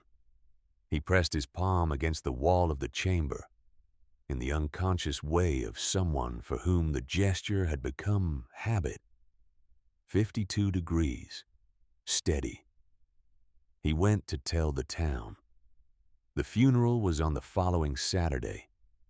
People came from 3 counties, engineers from Denver and Fort Collins, families from the outlying valley settlements, the entire population of Coldwater Ridge, which had grown in the 36 years since Nora Hale had walked into a land office with a blueprint under her arm, from 400 souls to more than 1,200. All of them came. They buried her on the bluff above her dwelling in a grave that looked out over the valley with a simple stone marker she had specified herself in a note left in the cover of her final journal. The marker read, Nora May Hale, 1851 to 1918. She built well. It was exactly what she would have written. The bronze plaque was installed in 1920 on the timber frame of the entrance passage, the original timber still sound, which was itself a demonstration of the quality of work she had put into every detail. The ceremony was attended by the governor of Colorado, which surprised the people of Coldwater Ridge considerably, and would, have they all agreed, surprised Nora considerably more. Rourke was there, old now, moving slowly but present. He had written the inscription himself and revised it 14 times over the course of 3 months, which was his way of taking the obligation seriously. He read it aloud at the ceremony, standing at the entrance of the dwelling in the clear, cold air of a February morning that was in the way of Colorado. February's beautiful in its indifference. The plaque read, In this mountain Nora May Hale built a shelter that reason said could not stand and time said could not fail. When the storm came and civilization faltered, the mountain endured. She taught this valley that the strongest walls are not built against the world, but within it, and that the woman who understands the ground beneath her feet will outlast every storm that travels above them. He finished reading. The people assembled at the base of the bluff were quiet for a moment. Then a child, a girl of perhaps 8, standing beside her grandmother at the edge of the crowd, tugged at the older woman's sleeve and whispered something. The grandmother was Ruth Vane. She was 61 years old. She had been Margaret Vane's niece, the daughter of Corbett Vane's brother, and she had grown up hearing the story of the stone dwelling from both sides from Vane himself, who told it as a lesson in the limitations of expertise, and from her own parents who had taken shelter there on the 7th night of the storm, and who had never again used the word foolish without pausing first to consider what it actually meant. The girl whispered again. Ruth leaned down to hear her. Then she straightened up and looked at the entrance to the dwelling at the timber frame. Still sound fitted into the granite face of the bluff, the plaque gleaming in the winter light. She wants to know. Ruth said loud enough for the people nearby to hear. If Mrs. Hale was lonely, living up here by herself. The crowd shifted. A few people looked at each other. Ruth thought about the question seriously, the way she had learned to think about serious questions. No, she said finally. She had the mountain. The girl considered this. Is that enough? Ruth looked at the dwelling. She thought about a woman who had pressed her palms against granite walls in the dark and felt them answer her. She thought about a temperature reading of 52 degrees that had never changed in 36 years of being read by someone who understood what it meant. She thought about 27 people breathing clean air in a space built for 30, before anyone had asked, before anyone had needed to ask. For her, Ruth said it was more than enough. Inside the chamber, the temperature was 52 degrees. It had been 52 degrees when Nora bought the land for $10. It had been 52 degrees on the day she moved in with her cot and her books and her father's compass. It had been 52 degrees through 2 years of mockery and 1 winter of vindication, and 3 decades of quiet, steady usefulness. It had been 52 degrees when she died in it, and it was 52 degrees now in 1920, with the plaque outside, and the governor gone home, and the crowd dispersing down the slope through the scrub pine toward the valley. It would be 52 degrees tomorrow. The mountain did not require witnesses. It did not require belief or acknowledgement or the particular satisfaction of being proven right. It had been here before the first human hand pressed against it, and it would be here long after the last hand that remembered Nora Hale had gone cold. It kept its temperature across seasons and across centuries, with the same undemonstrative consistency that Nora herself had kept hers, not from stubbornness, not from pride, but because it was simply the nature of the thing, and the nature of the thing did not change. Outside, the Colorado wind moved through the scrub pine on the upper slope. Below the valley that had once been a collection of proud, drafty timber frame buildings was now a different kind of place. A place that had learned something from its worst day, that had incorporated the lesson into its walls and its language and the way it taught its children to put their hands on stone before they put their hands on anything else. The wind moved. The granite stayed. And somewhere in the deep arithmetic of rock and time, in the place where temperature is measured not in single readings but in millennia, in the permanent and patient and entirely indifferent core of the mountain at 52 degrees, as it had always been, as it would always be, something held. It had always held. It always would.